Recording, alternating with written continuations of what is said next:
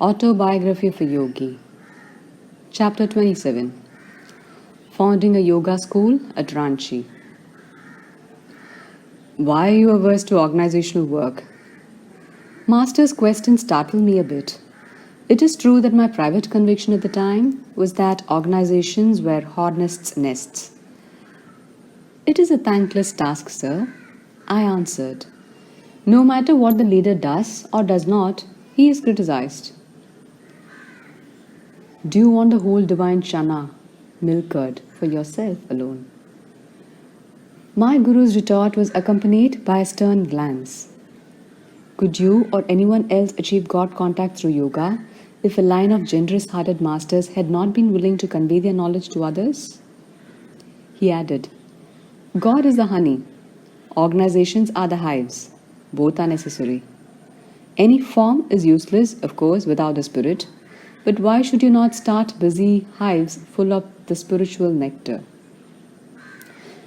His counsel moved me deeply. Although I made no outward reply, an adamant resolution arose in my breast. I would share with my fellows, so far as lay in my power, the unshackling truths I had learned at my Guru's feet. Lord, I prayed, may thy love shine forever on the sanctuary of my devotion, and may I be able to awaken that love in others' hearts. On a previous occasion, before I had joined the monastic order, Sri Yukteswar had made a most unexpected remark. How you will miss the companionship of a wife in your old age, he had said. Do you not agree that the family man, engaged in useful work to maintain his life and children, thus plays a rewarding role in God's eyes? Sir, I protested in alarm. You know that my desire in this life is to espouse only the cosmic beloved. Master had laughed so merrily that I understood his observation was made merely as a test of my faith. Remember, he had said slowly, that he who discards his worldly duties can justify himself only by assuming some kind of responsibility toward a much larger family.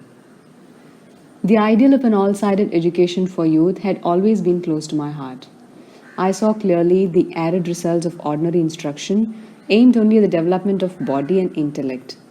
Moral and spiritual values, without whose appreciation no man can approach happiness, were yet lacking in the formal curriculum. I determined to found a school where young boys could develop to the full stature of manhood. My first step in that direction was made with 7 children at Dihika, a small countryside in Bengal. A year later, in 1918, through the generosity of Sir Manindra Chandra Nandi, the Maharaja of Kasim Bazar, I was able to transfer my fast-growing group to Ranchi. This town in Bihar, about 200 miles from Calcutta, is blessed with one of the most healthful climates in India. The Kasim Bazar Palace at Ranchi was transformed into the headquarters for the new school, which I called Brahmacharya Vidyalaya, in accordance with the educational ideals of the rishis. Their forest ashrams had been the ancient seeds of learning, secular and divine, for the youth of India. At Ranchi, I organized an educational program for both grammar and high school grades. It included agricultural, industrial, commercial, and academic subjects. The students were also taught yoga concentration and meditation and a unique system of physical development, Yogoda, whose principles I had discovered in 1916. Realizing that man's body is like an electric battery, I reasoned that it could be recharged with energy through the direct agency of the human will. As no action, slight or large, is possible without willing, man can avail himself of his prime mover, will, to renew his bodily tissues without burdensome apparatus or mechanical exercises. I therefore taught the Ranchi students my simple Yogora techniques, by which the life force, centered in man's medulla oblongata, can be consciously and instantly recharged from the unlimited supply of cosmic energy. The boys responded wonderfully to this training, developing extraordinary ability to shift the life energy from one part of the body to another part and to sit in perfect poise in difficult body postures. They performed feats of strength and endurance which many powerful adults could not equal. My youngest brother, Vishnu Charan Ghosh, joined the Ranchi school. He later became a leading physical culturist in Bengal. He and one of his students traveled to Europe and America, giving exhibitions of strength and skill which amazed the university's savants, including those at Columbia University in New York. At the end of the first year at Ranchi, applications for admission reached 2,000. But the school, which at that time was solely residential, could accommodate only about 100. Instruction for day students was soon added. In the Vidyalaya, I had to play father-mother to the little children and to cope with many organizational difficulties.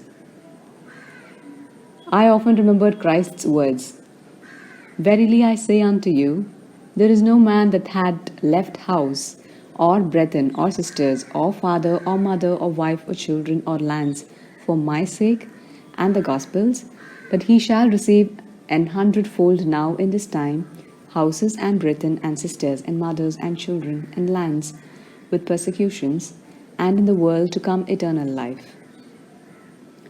Sri Yukteswar had interpreted these words. The devotee who forgoes the life experiences of marriage and family and exchanges the problems of a small household and limited activities for the larger responsibilities of service to society in general is undertaking a task which is often accompanied by persecution from a misunderstanding world, but also by a divine inner contentment. One day, my father arrived in Ranchi to bestow paternal blessing, long withheld because I had hurt him by refusing his offer of a position with the Bengal Nagpur Railway. "Son," he said, "I am now reconciled to your choice in life.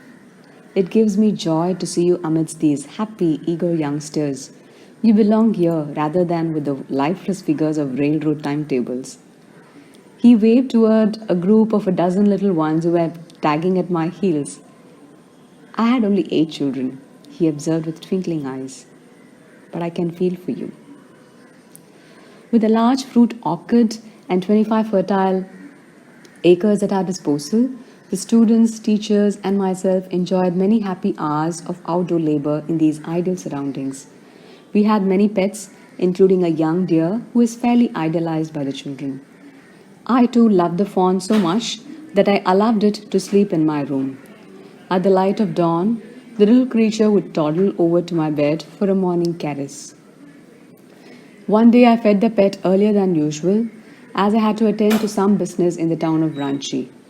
Although I cautioned the boys not to feed the fawn until my return, one of them was disobedient and gave the baby deer a large quantity of milk. When I came back in the evening, sad news greeted me.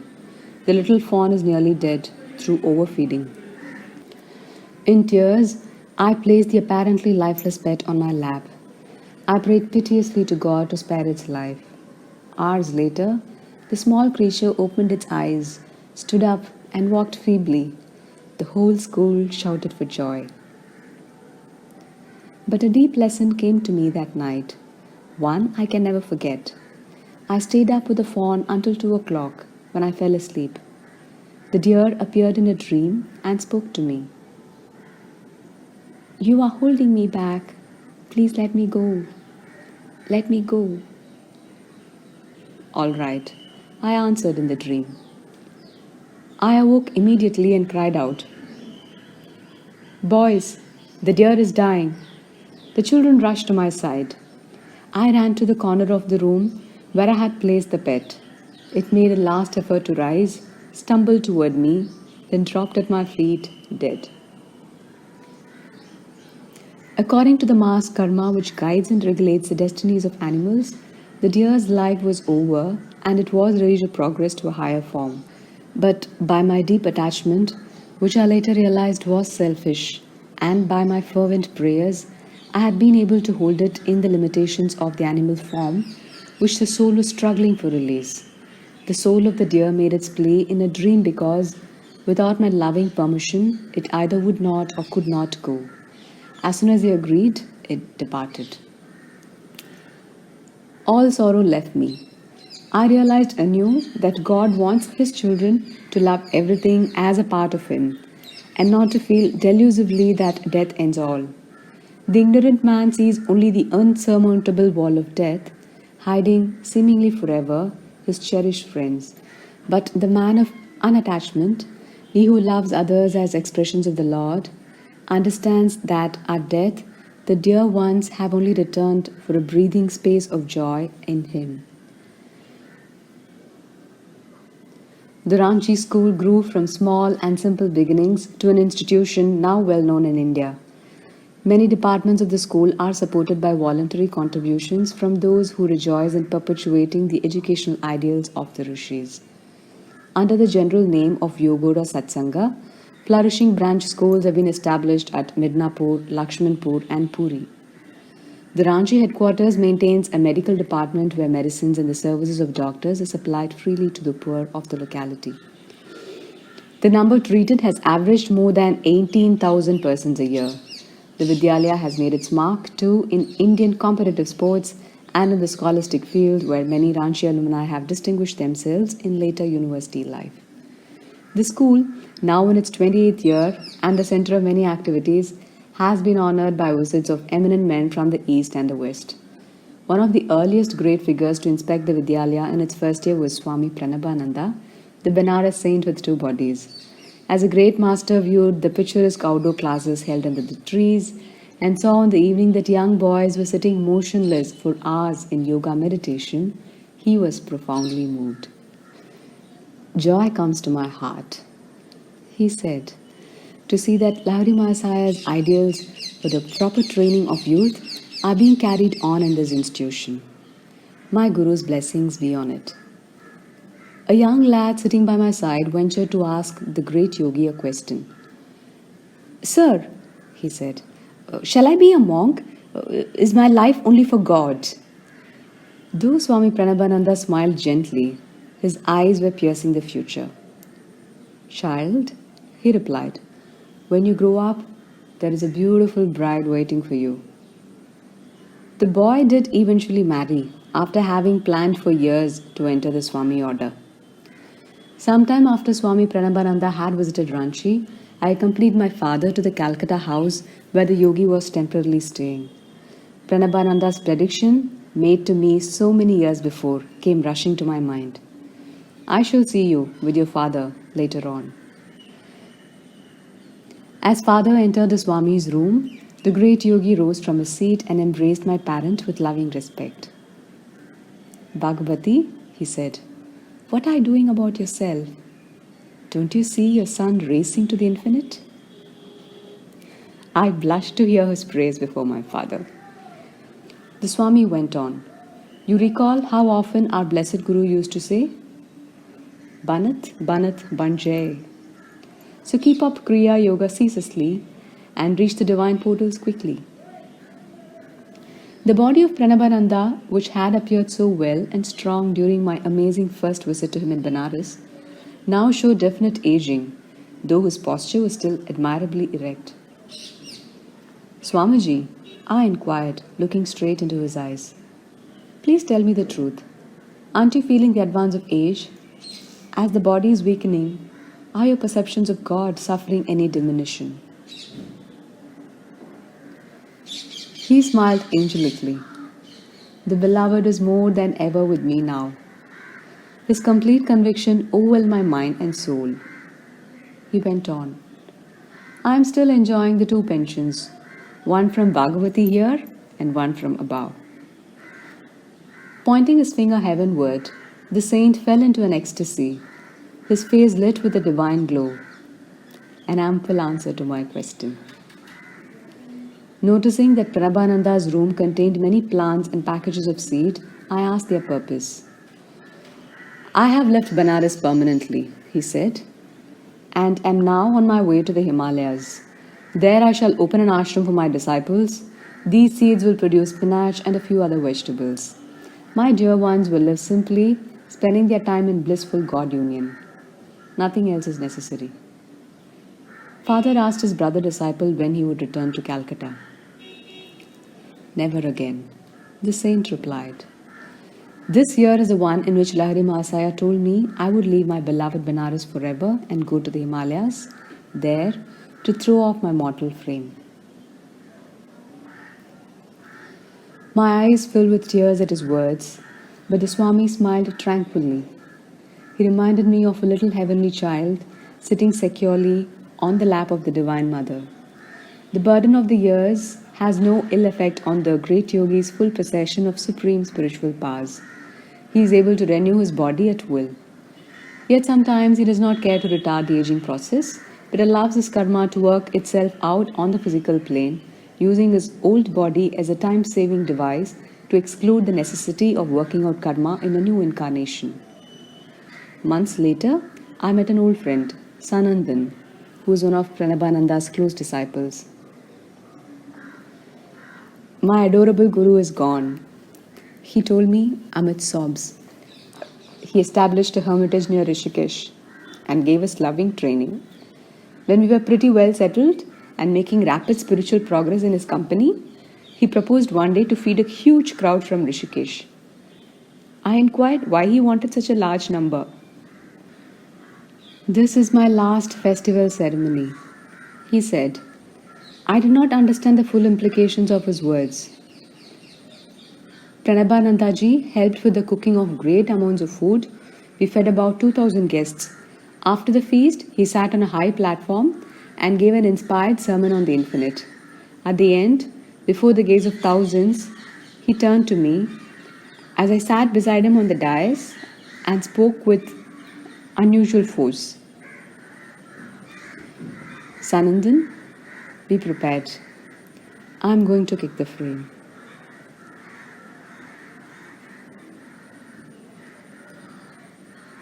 After a stunned silence, I cried loudly, Master, don't do it. Please, please don't do it. The crowd was tongue-tied, watching us curiously. My guru smiled at me, but his solemn gaze was already fixed on eternity. Be not selfish, he said, nor grieve for me. I have been long cheerfully serving you all. Now rejoice and wish me Godspeed. I go to meet my cosmic beloved. In a whisper, Pranabanandaji added, I shall be reborn shortly. After enjoying a short period of the infinite bliss, I shall return to earth and join Babaji. You shall soon know when and where my soul has been encased in a new body. He cried again, Sanandan, here I kick the frame by the second Kriya Yoga. He looked at the sea of faces before us and gave a blessing. Directing his gaze inwardly to the spiritual eye, he became immobile. While the bewildered crowd thought he was meditating in an ecstatic state, he had already left the tabernacle of flesh and plunged his soul into the cosmic vastness. The disciples touched his body, seated in the lotus posture, but it was no longer the warm flesh. Only a stiffened frame remained. The tenant had fled to the immortal shore. I inquired where Pranabananda was to be born. That's a sacred trust I cannot divulge to anyone, Sanandan replied. Perhaps you may find out some other way. Years later, I discovered from Swami Keshavananda that Pranabananda, a few years after his birth in a new body, had gone to Badrinarayan in the Himalayas and there joined the group of saints around the great Babaji.